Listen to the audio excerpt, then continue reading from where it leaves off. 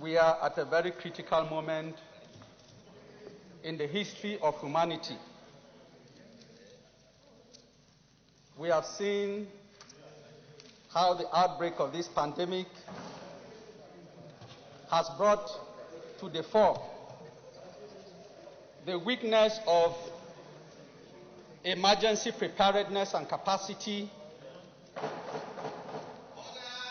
not only of Nigeria but nations across the globe. We have also been witnessing the emergence of new mantras.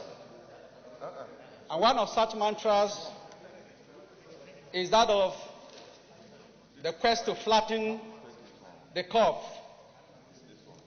And when we talk of flattening the curve, it's the quest to arrest the spiraling effect and rapidity of infection and spread of coronavirus. Distinguished colleagues,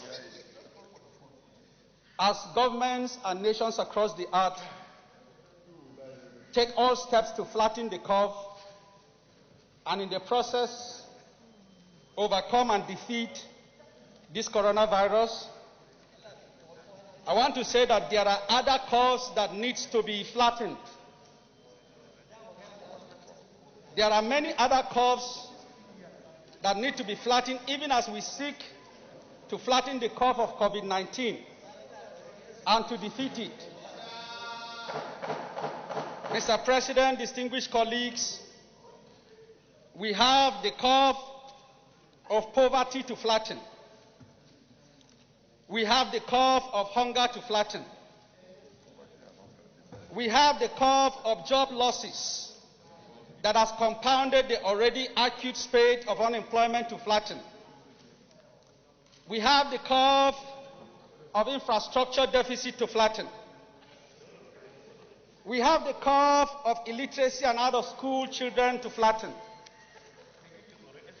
Mr. President, these curves have to be flattened with the same combative effort that has been deployed in fighting the coronavirus.